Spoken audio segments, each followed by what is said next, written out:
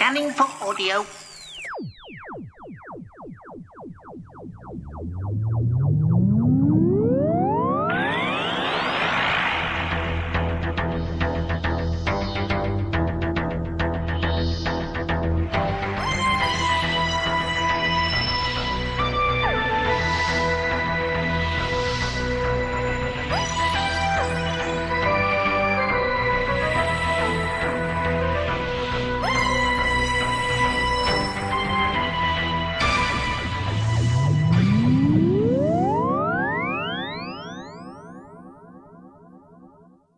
Welcome to another Tin Dog podcast, number 164. I suspect this one will be released on the anniversary of the very first Tin Dog podcast, way back in 2007.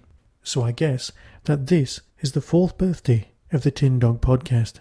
I just want to thank everyone who's emailed me and left me messages saying how much they enjoyed the solo con.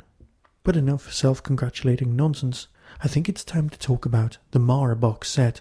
Or more specifically, it's time to talk about Kinder, because 2Entertain have taken to, and I've got no complaints here, releasing boxed sets. Now, I could, like I'm probably going to do with the Remembrance box set, the new one, do all 3 discs in one go, because they are re-releases. But if it's new stuff that hasn't been out there before, or if I have time, I'll do individual shows on the stories.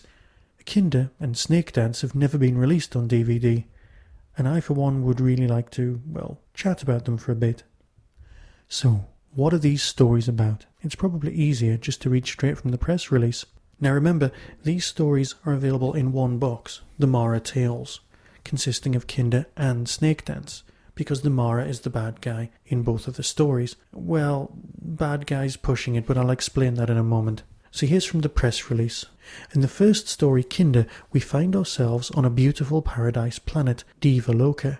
Its inhabitants, the Kinder, are a gentle and seemingly primitive people. On the surface, a perfect place to colonize. But if it's so perfect, why are the colonization team disappearing one by one? Unaware of this, the Doctor and his companions choose to rest on Deva Loka. Enchanted by the beautiful chimes, the place of dreams, Tegan sleeps and falls prey to the Mara, a malevolent force out to steal her mind. But just what are its ultimate evil intentions? Meanwhile, the Doctor and Adric, yes, it's got Adric in it, are captured by the surviving colonization team officers, Sanders and the unstable Hindle. When Sanders disappears, Hindle collapses into a world of paranoid delusions, and suddenly the security of the entire base is at risk. Can the Doctor rescue Tegan from the Mara and defeat it before it pushes Hindle over the edge? And who is the mysterious blind woman who appears in visions? And will she help the Doctor or ultimately impede him? All terribly gripping stuff. But that's not what this story really holds for us. This story is actually more, it's one of the stories that everyone always cites as a terribly, terribly good example of Doctor Who. On paper, it may seem like a base under siege story, and that's perfectly acceptable if you want to approach it in that way, but it's not quite right. When you watch it, you get the feeling that you're watching something so much deeper. You can't quite put your finger on it. Yes, there's some great video techniques and some not so great special effects. More of that later. But it does leave you with the feeling that you've had your mind slightly opened, although you're never quite sure. Perhaps it's the fantastic performances. There isn't anything in Doctor Who that quite ranks with one character shouting, "You can't mend people." I'm sure when other people come to review this, they'll all remove that sample and use it, but it's great. Yes, everyone knows the story about how Matthew Waterhouse apparently told Richard Todd how to act or not look at the camera or anything like that. And on the commentary with Matthew Waterhouse, he says he has no memory of this. The rest of the crew say they do have a memory of this. And let's face it, the guy was 19. Can you remember what you said when you were 19? I don't really think it matters, do you? It's just another story to be told at conventions. Whether it's true or not doesn't really matter anymore, does it? It's funny and it's fun. You do learn a lot more about this story by watching the making of. Not just the technical aspects as often come across in these kind of making-ofs. No, this is a much deeper story. It's a writer's story. And it was written by someone who even now admits that they took themselves far, far too seriously. Deeply interested in Buddhism, the original story was even more convoluted with allegories and the sort of thing that podcasters love to witter on about. Because Doctor Who at the time was in, well, let's call it a state of flux, 3 different script editors were used on this story, all coming in and introducing their own aspects, making the writer himself tear his hair out. Some of them embraced the Buddhism aspects, some of them tweaked it a little bit to make it a more Christian-friendly thing. One thing that is very good about this story is that all Doctor Who used to have its exposition on a plate. It used to present every single fact and you could calculate and work out exactly where everything was going.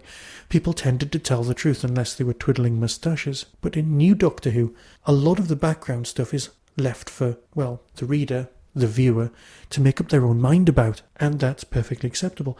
But here, in this story in Kinder, a lot of the background is just left unwritten for you to fill in yourself. It's not just, is the natural form of the Mara truly that of a large plastic snake? No, it's more, we don't know where the people are from, we don't know their background, we don't really know how one character can be reborn or possibly not as another. We just have to take it as read that that's what happens. And that's much more New Who than Old Who, but it's also something that appeals to the harder core fans, and I'm just not sure why. There's one major fan myth about this story, and in the 80s and 90s it really took hold.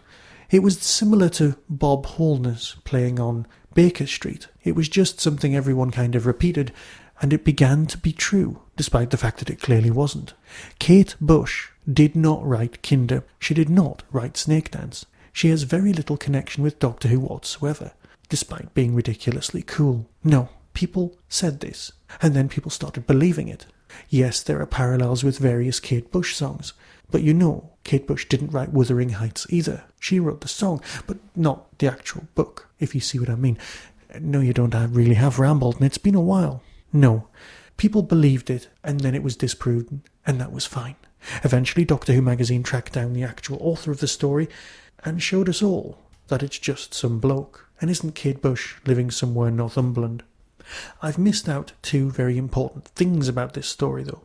The first is that on this disc you can press a button and remove the snake. Yes, there are lots of other quite dodgy effects that have been left in. It's always the case with the CGI-enhanced stories. They replace some of the effects, but never all of them. And you sort of, well, for example, there's an explosion in Star Wars when the Death Star is there and one of the towers explodes and it looks like a cardboard shoebox has been set on fire. This special effect has survived every single reimagining of Star Wars. It's the same sort of thing here. There's a couple of really ropey effects all the way through the story when the snake leaps off the Mara's arm onto Tegan, which have been left in, but the snake effect from the very end has been completely redone, and there's an option you can press to watch it, and I, for one, just need to say that it's possibly the best Doctor Who effect ever in this CGI-enhanced world. I'm not saying it's better than any of the new series stuff, I'm saying that on the replacing old effects front, it's superb. It's a great snake. It's tremendously well done. One of the options on the disc is also to view and compare the old version and the new version. I truly suggest you track this down and watch it. It makes up for a big plasticness. Mind you though, Rob Sherman, while interviewed in this disc as well, does say perhaps the Mara, its natural form, is a rather crap-looking plastic snake. You see, I've rambled and talked about Kinder far, far too much, and I still haven't mentioned the thing that lies at its heart. It's not that Nyssa isn't in it and she's off wearing a Walkman somewhere. No. It's that Janet Fielding is allowed to act wonderfully. She's given full rein and really grabs it. Yes, various moments of her performance were removed because they were a little bit too sensual. The sort of thing that wouldn't even register on a modern Doctor Who fan's radar these days. But then JNT did see things that other people didn't. No, she's possessed. She's a monster. She gets to grab all of the role and doesn't exactly chew the scenery, but she gives it her all. It's really successful. It's really disquieting. Yes, it's got Anna Wing in it and some people from The Bill and a lot of other incredibly, incredibly good actors.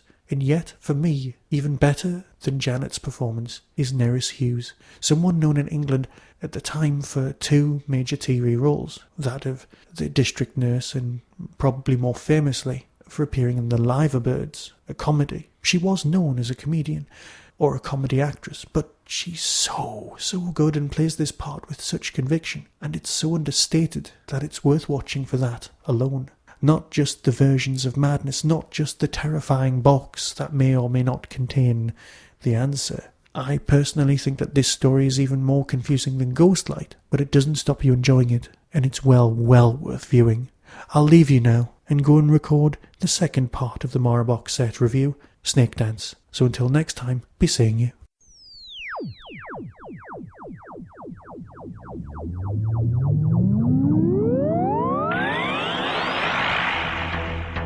You have been listening to the Tin Dog Podcast. Doctor Who and its associated shows are all trademark of the BBC. No infringement is intended. Contact us at tin-dog@hotmail.co.uk.